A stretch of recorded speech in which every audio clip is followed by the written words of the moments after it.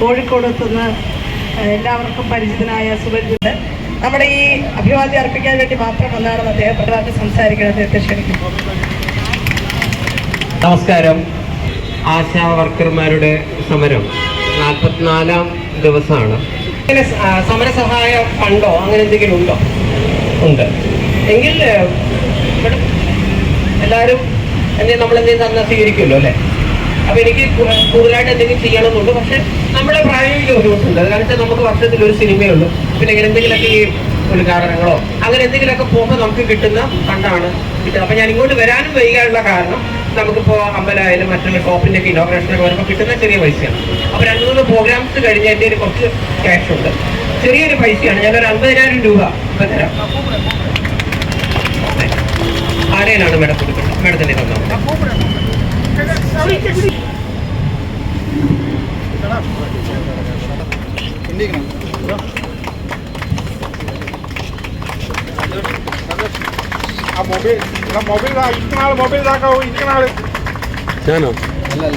ഇങ്ങനെ ഒരു സാമ്പത്തിക സഹായം ഞങ്ങളെ സംബന്ധിച്ചൊരു വലിയ തുകയാണ്. പിന്നെ ഞാൻ ഈ വിഷയം അറിഞ്ഞിരുന്നു. എൻ്റെ വീട് കോഴിക്കോടാണ്. അപ്പോൾ അതുകൊണ്ടാണ് അല്ല വരാൻ വെറുതെ പോയിട്ടൊരു ഓട്ട ബസ് നേരിടുന്നതിൽ എന്ത് കാര്യമാണ് ഒന്ന്. അപ്പോൾ മുമ്പ് ഈ വിഷയം സംസാരിച്ച പലരും പറഞ്ഞു നിങ്ങൾ അങ്ങോട്ട് ഇപ്പോൾ പോകരുത്, ഇതൊരു രാഷ്ട്രീയ പ്രേരിതമായ സമരമാണ്, ഇപ്പോൾ പോയാൽ നിങ്ങളെ ആളുകൾ സംഖ്യയാക്കും, നിങ്ങളെ കൊങ്കിയാക്കും, അതുകൊണ്ട് ആ വഴിക്ക് ദയവ് ഇത് പോകരുത് എന്നൊക്കെ പലരും പറയുന്നുണ്ട്. അപ്പോൾ എനിക്കും അതാണ് വളരെ സത്യസന്ധമായിട്ട് ഞാൻ പറയാണ്, അതിന് കുറച്ച് മുമ്പ് ഞാൻ വരണം വിചാരിച്ചിരുന്നു. അപ്പോൾ ഞാൻ വിചാരിച്ചിട്ട് ഇതൊരു രാഷ്ട്രീയമാണോ എന്നുള്ള കാര്യം ഞാൻ പറഞ്ഞല്ലോ. ആ വിഷയം വളരെ കൃത്യമായി പഠിച്ചില്ല, ഞങ്ങൾ സമയം കിട്ടിയില്ല എന്നതാണ് സത്യം. പിന്നീട് അത് മുന്നോട്ട് പോവുകയും നിങ്ങളുടെ മറ്റുള്ള കാര്യങ്ങളെല്ലാം നമ്മൾ തിരക്കിനിടയിൽ ഇത് കാണുന്നുണ്ട്, നിങ്ങൾ ചെയ്യുന്ന ഓരോ കാര്യങ്ങൾ കാണുന്നു. ഇപ്പോൾ എനിക്ക് തോന്നുന്നു അംഗനവാടി ടീച്ചർമാർ കൂടി ഇതിലേക്ക് വന്നു കഴിഞ്ഞു.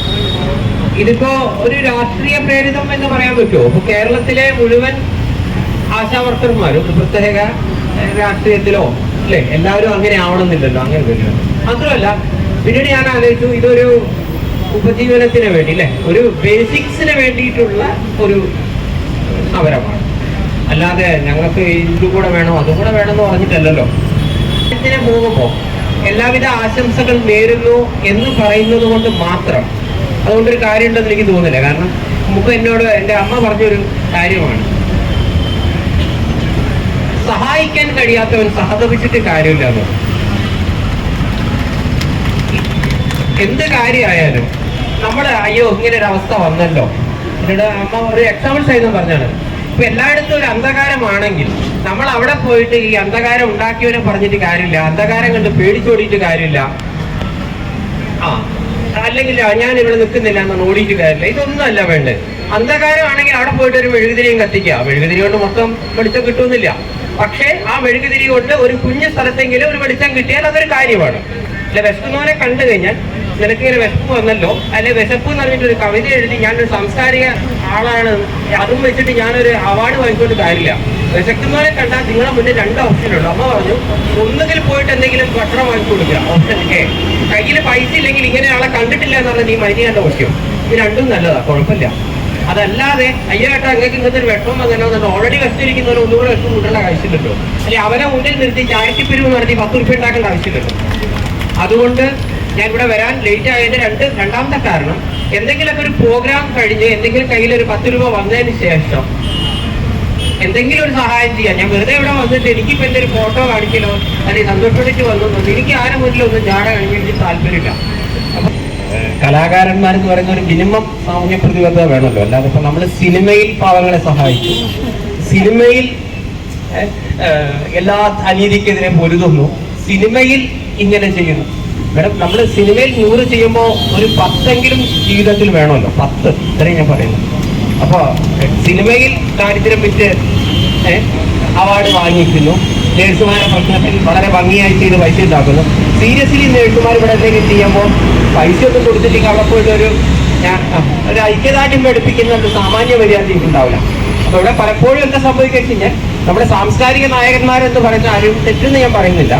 അത് ഞാൻ നേരത്തെ എൻ്റെ അമ്മ പറഞ്ഞൊരു പോയിന്റ്, വിശക്കുമ്പോൾ അതിൻ്റെ പേരിൽ കവിത ഉണ്ടാക്കാനും കഥ എഴുതി അതിന് 10 രൂപ ഉണ്ടാക്കാൻ അതിന് അവാർഡ് ഉണ്ടാക്കാനാണ് നോക്കുന്നത്. ആ വിശക്കുന്നവന്റെ വേദന എന്താണെന്ന് സീരിയസ്ലി ഇവർ ഉൾക്കൊള്ളാറില്ല, ഞാൻ മനസ്സിലാക്കി. അപ്പൊ ഏതായാലും എല്ലാവിധ ആശംസയും നേരുന്നു. എന്തെങ്കിലും കാര്യങ്ങളുണ്ടെങ്കിൽ അറിയും. എനിക്ക് എൻ്റെ അമ്മ പറഞ്ഞ എനിക്ക് ഓർമ്മ വരുന്നു, ഒരു സംവിധാനം ഇപ്പോ പലരും വിചാരിക്കും ഇപ്പൊ ഒരു സമരം നടത്തുമ്പോൾ അതിലിപ്പോ എന്താണ് ഒരു ചെലവ് എന്നായിരിക്കും പുറമേ നിന്ന് കാണുമ്പോൾ മനസ്സിലാക്കുക. ഞാൻ പറയുന്നു, എനിക്ക് മനസ്സിലാക്കാൻ പറ്റും, ഒരു സമരം ശരിക്കും നടത്തുക എന്ന് പറഞ്ഞാൽ അത്യാവശ്യം എക്സ്പെൻസീവ് തന്നെയാണ്. ഞാൻ മനസ്സിലാക്കിയ ഒരു കാര്യമാണ്. അതിനുവേണ്ടി ബാക്കിയുള്ള കാര്യങ്ങൾ ചെയ്യാനാണെങ്കിൽ ബേസിക്സ് ആയിട്ടുള്ള പല കാര്യങ്ങളും ഒന്നും വെറുതെ കിട്ടുമൊന്നുമില്ലല്ലോ. പ്രത്യേകിച്ച് നമ്മൾ സമര സമയത്ത് നമുക്ക് ശമ്പളം ഉണ്ടാവുകയില്ല അല്ല, അതും പോകും. അപ്പൊ അതുകൊണ്ട് അവരുടെ ആവശ്യങ്ങളിലേക്ക് നോക്കുകയാണെങ്കിൽ ഒരു 7,000 രൂപയാണ് ഇവരുടെ ഇതെന്ന് ഞാൻ ഇവരെ വിഷയം പഠിച്ചപ്പോൾ മനസ്സിലായതാണ്. അപ്പൊ 7,000 രൂപ എന്നുള്ളത് ഒരു കുറച്ചുകൂടെ മാന്യമായ ഒരു ശമ്പളം കൊടുക്കണം എന്നാണ് അവർ പറയുന്നത്. രണ്ടാമത് ഞാൻ മനസ്സിലാക്കിയെടുത്തോളം ഇപ്പൊ 62-ാം വയസ്സിലല്ല മേഡം, 62-ാം വയസ്സിലോട്ടാണ് ഇവരുടെ പെൻഷൻ വരുന്നത്. ഈ പെൻഷൻ പറ്റുമ്പോൾ ബാക്കിയുള്ള എല്ലാ ആളുകൾക്കും ഒരു നിശ്ചിത പൈസ, നല്ല ഒരു കുഴപ്പമില്ലാത്ത നല്ലൊരു പൈസ അവർക്ക് കിട്ടുമ്പോൾ, ഗ്രാറ്റുവിറ്റി മറ്റുള്ള പല സംവിധാനങ്ങളും വരുമ്പോൾ ആശാ വർക്കർമാർക്ക് 1 രൂപ പോലും കിട്ടുന്നില്ല അല്ലെ? ഇതല്ലേ സത്യം?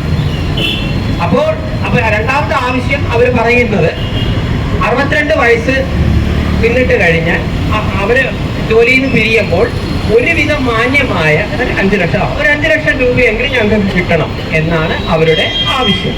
അത് കേൾക്കുമ്പോൾ റീസണബിളായി തോന്നും. പിന്നെ ഇവര് പറഞ്ഞതിന് ശേഷം ഞാൻ മറ്റുള്ള സംസ്ഥാനങ്ങളിലും നോക്കി എന്താണ് ഇവർ ബാക്കിയുള്ളവർക്ക് നോക്കണമല്ലോ, നമുക്ക് കൂടി തരണം എന്ന് പറയാൻ പറ്റില്ലല്ലോ. അപ്പൊ ബാക്കിയുള്ള സ്ഥലങ്ങളിൽ ഞാൻ മനസ്സിലാക്കുന്നത് സിക്കിമിൽ 10,000 രൂപ അല്ലെ ആശാ വർക്കർമാർക്ക് കൊടുക്കുന്നുണ്ട്. അതോടൊപ്പം കർണാടകയിലും 10,000 ആക്കി എന്നുള്ള അറിയാൻ സാധിച്ചു. അപ്പൊ അല്ല, അവിടെ സിക്കിമിൽ കൊടുത്തു, കർണാടകയിൽ കൊടുത്തു, ഇവിടെ കൊടുക്കണം എന്നല്ല കേട്ടോ ഞാൻ പറയുന്നത്. അത് സർക്കാർ തലത്തിൽ അനുഭാവപൂർവ്വം പരിഗണിക്കാം. പിന്നെ 7,000 17,000 ആക്കണമെന്നൊന്നും ഞാൻ സ്ട്രൈറ്റ് ആയിട്ട് പറയുന്നില്ല. കാരണം അഡ്മിനിസ്ട്രേഷൻ വിങ്ങും ഇവിടുത്തെ ധനകാര്യ വകുപ്പിന്റെയും കാര്യങ്ങളും കേരള സംസ്ഥാനത്തിന്റെ യഥാർത്ഥ സാമ്പത്തിക അവസ്ഥയെ കുറിച്ച് ചെറിയ ഐഡിയ ഉള്ളത് കൊണ്ട് കൂട്ടണമെന്നോ കുറക്കണമെന്നൊന്നും ആ വിഷയമൊന്നും ഞാൻ കൂടുതലായിട്ട് പറയുന്നില്ല. സർക്കാർ തലത്തിൽ തീരുമാനിക്കേണ്ട വിഷയമാണ്. കാരണം ഇപ്പൊ നമുക്കറിയാൻ പറ്റും, ഇപ്പൊ +2 നിങ്ങൾക്കറിയാം, +2 കെട്ടിടം ഒരുപാട് ഒരു കാലത്ത് അനുവദിച്ചു. അത് രാഷ്ട്രീയക്കാർക്ക് ഗുണം ചെയ്ത ചില്ലറ വാങ്ങിച്ചോ ഇതിന്റെ ഒരു തൈലുള്ള തെളിവൊന്നും ഇല്ല കേട്ടോ. എല്ലാവർക്കും അന്ന് അനുവദിച്ചിട്ടുണ്ട്. പക്ഷേ ഇന്ന് ആ പ്രൈവറ്റ് +2 കെട്ടിടത്തിൽ വർക്ക് ചെയ്യുന്ന പല ടീച്ചേഴ്സിനും ശമ്പളം കിട്ടുന്നില്ല. ഇത് പ്രാക്ടിക്കലാണ്. അപ്പൊ നമ്മളിവിടെ അനുവദിച്ചു, മാനേജറിന് ചില്ലറ വാങ്ങിച്ചോ, മാനേജറോടുള്ള സെഞ്ചിയാണോ ജാതിയാണോ മതമാണോ എന്നൊക്കെ നോക്കി അതൊക്കെ വേറെ വിഷയമാണ്. അതിനുശേഷം ശമ്പളം കൊടുക്കുന്നില്ലെങ്കിൽ അപ്പോൾ നമ്മൾ ഒരു കാര്യത്തിന് ശമ്പളം കൂട്ടി കൊടുക്കുമ്പോൾ ധനകാര്യ വകുപ്പിനോട് നമ്മൾ അനുവാദം ചോദിച്ചിട്ടും ഇവിടെ കേരള സംസ്ഥാനത്തിന് അതിനുള്ള പൈസ ഉണ്ടോ എന്ന് നോക്കണം. അല്ലാണ്ട് നമ്മൾ സെന്റ് തോന്നി ഒരാൾ സമരം ചെയ്യല്ലേ കൂടി കൊടുക്കുക എന്ന് പറഞ്ഞാൽ നടക്കില്ല. മറിച്ച് 7,000 എന്നത് വളരെ കുഞ്ഞു പൈസയാണെന്നും അല്ല, അത്രയെങ്കിലും അത് ഒന്ന് മാന്യമായി പുറമേ നിന്നുകൊണ്ട് നമുക്ക് പറയാം. അതിന് ധനകാര്യ വകുപ്പിൽ നിന്നും അവർക്കത് കിട്ടി, സർക്കാർ അതിനെ അനുഭവം പരിഗണിക്കുന്നു ഞാൻ വിചാരിക്കുന്നു.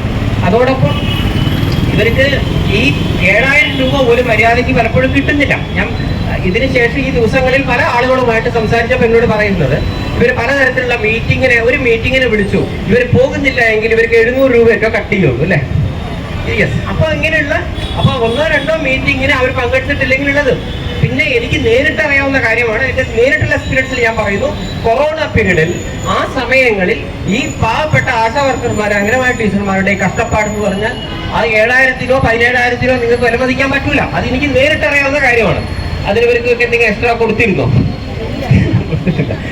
അത് നിങ്ങൾ ചെയ്യണം, അങ്ങനെ ചെയ്യണം എന്ന് പറഞ്ഞിട്ട് ഇങ്ങനെ എന്ത് കാര്യം വന്നാലും അത് അംഗനവാടിയിലെ പല ആളുകളെ കൊണ്ട് ചെയ്യിപ്പിക്കുകയും, അതേസമയം നമ്മുടെ ശമ്പളത്തിന്റെ കാര്യം വരുമ്പോൾ മാത്രം ഇങ്ങനെയൊരു ഇരട്ടത്താപ്പ് നയം ഉണ്ടാക്കുന്നുണ്ട്. തീർച്ചയായിട്ടും നിങ്ങൾ അർഹതപ്പെട്ടത് അനുഭവപൂർവ്വം ധനകാര്യ വകുപ്പിൽ നിന്നും അവരുടെ സാമ്പത്തിക സ്ഥിതി മനസ്സിലാക്കി ഒന്ന് മെച്ചപ്പെടുത്തി കൊടുക്കണം. എന്റെ മനസ്സ് പറയുന്നത് ബാക്കി സർക്കാരാണ് ചെയ്യേണ്ടത്. അത് എന്റെ കൺട്രോളിൽ വരുന്ന കാര്യമില്ല. സന്തോഷ് പണ്ഡിറ്റിന്റെ കൺട്രോളിൽ വരുന്ന കാര്യം ഇതാണ്. നിങ്ങൾക്ക് ഇപ്പൊ എനിക്ക് കിട്ടുന്ന ഒരു വെച്ച് ഞാൻ തന്നേ ഉള്ളൂ. തീർച്ചയായിട്ടും ഒരു കാര്യം തന്ന് അങ്ങ് പോവുക, പിന്നെ അതും മറന്നു എന്നുള്ള പരിപാടിയൊന്നുമില്ല. ഇനിയും എന്തെങ്കിലും അത്യാവശ്യം നിങ്ങൾക്ക് ഉണ്ടാവാം. തീർച്ചയായിട്ടും ഇപ്പൊ എന്റെ കയ്യിലുള്ള വെച്ച് ഞാൻ തന്നതാണ്. ഇനിയും എന്തെങ്കിലും ഉണ്ടെങ്കിൽ എന്റെ നമ്പർ നോട്ട് ചെയ്തോളൂ, ആ നമ്പറിലേക്ക് അറിയിച്ചാൽ മതി. കയ്യിൽ പൈസ ഉണ്ടെങ്കിൽ തീർച്ചയായിട്ടും ചെയ്തു തരാം. 99 477 25 911 ഇതാണ് എന്റെ നമ്പർ. 99 477 25 911. ഇത് ഒരുപാട് കോൾ വരുന്നതാണ്. അതുകൊണ്ട് ഈ നമ്പർ നോട്ട് ചെയ്ത ആശാ വർക്കർമാരോട് എനിക്ക് പറയാനുള്ളത്, അതിന്റെ വാട്സപ്പിലേക്ക് നിങ്ങളൊരു ഇത് വിട്ടാൽ മതി. അത് വെച്ചിട്ട് ഞാൻ ചെയ്തു തരാം. 99-477-25-911 ഈ നമ്പറിലേക്ക് എന്തെങ്കിലും അത്യാവശ്യം ഉണ്ടെങ്കിൽ പറഞ്ഞോളൂ. ഞാൻ സാമ്പത്തികം എന്ന് മാത്രമല്ല കേട്ടോ, വേറെ എന്തെങ്കിലും അല്ല നമ്മളാലാവും. നമുക്കിപ്പോൾ ഒരുപാട് ബന്ധങ്ങളോ ഒന്നുമില്ല, എന്നാലും നമ്മുടെ കഴിവിനനുസരിച്ച് എന്തെങ്കിലും ചെയ്യാൻ പറ്റുന്നതാണെങ്കിൽ ഞാൻ ചെയ്യുന്നുണ്ട്. ഞാനുണ്ട് കൂടെ. Thank you. സന്തോഷമുണ്ട് ഞങ്ങളുടെ ഈ സമരപ്പന്തലിൽ വന്നതിനും ഇങ്ങനെ ഒരു സാമ്പത്തിക സഹായം ഞങ്ങളെ സംബന്ധിച്ചൊരു വലിയ തുകയാണ്. ഇതേയുള്ളവരെ എല്ലാവർക്കും അറിയാം, കഴിഞ്ഞ 1.5 മാസമായി ശമ്പളമില്ലാതെയാണ് ഈ സമരപ്പന്തലിൽ ആശാവർക്കർമാർ വന്നു പോകുന്നത്. സത്യം പറഞ്ഞാൽ വരാനുള്ള വണ്ടിക്കൂലി പോലും ഇപ്പോൾ കയ്യിലില്ല എന്നുള്ളതാണ് യാഥാർത്ഥ്യം. കഴിഞ്ഞ ഒരു ദിവസം ഞങ്ങളുടെ ആശാവർക്കറുടെ വീട് ജപ്തിയായി. ആശാവർക്കർമാർ വലിയൊരു സാമ്പത്തിക ബാധ്യതയാണ്. കാരണം വല്ലപ്പോഴും ഈ 7,000 രൂപ കിട്ടുന്നതുകൊണ്ട് ജീവിതത്തിൽ ഒന്നും ആവില്ല.